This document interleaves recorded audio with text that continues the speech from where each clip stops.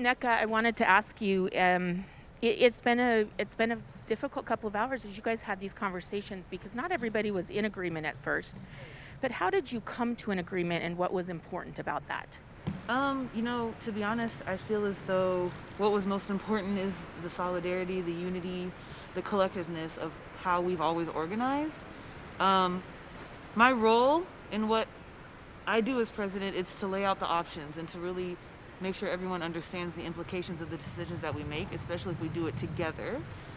Um, there was a lot of, kind of oscillation back and forth, and eventually most teams or players agreed that not playing today was the option.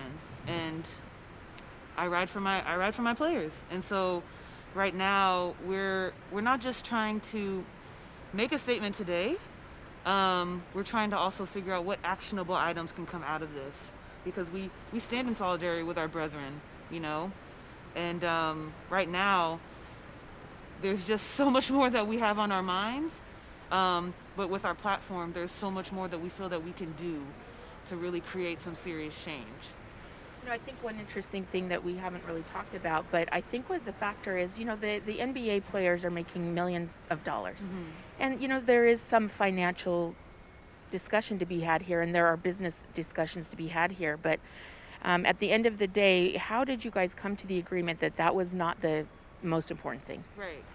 Um, I this was a part of the aspect of boycotting and not playing that I had to bring to the players, And for me, I'm a very principled person, and so when we talk about playing and not playing, the implications that that has on a female basketball player than it does on a male basketball player are dire.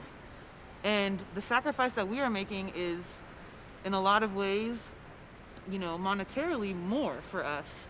But I think that still speaks to the metaphor of what we dedicated this season to, Say Her Name, how women are often forgotten. And although out of all the sports that have decided not to play today, currently we are the least watched, and we realize that that is a sacrifice that we're making.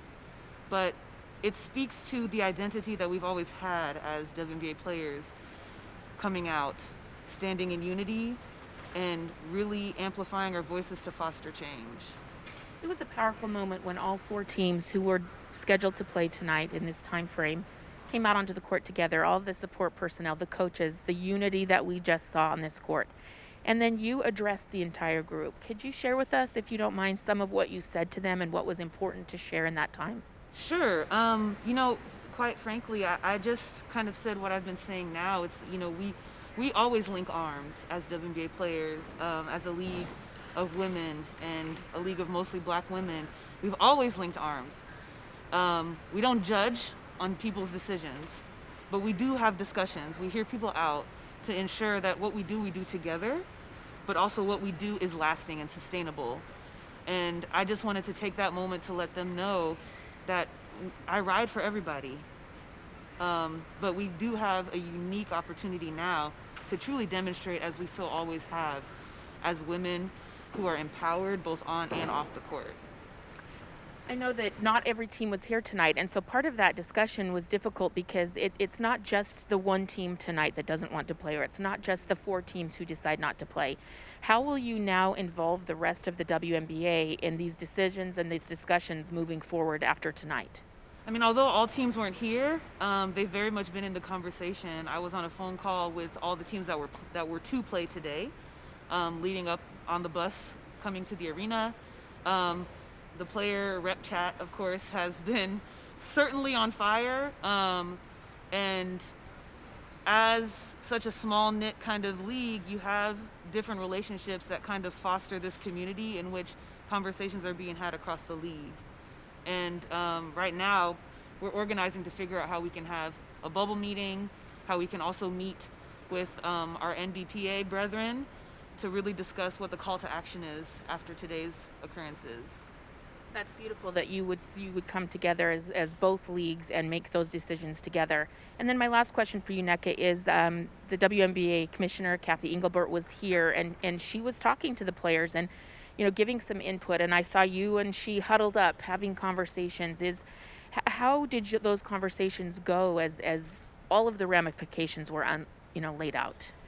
I've had the pleasure of developing a relationship with Cathy since she's hopped on board, and having those conversations with her, it just kind of it takes me back to, how we've developed a relationship over CBA negotiations and negotiating this bubble.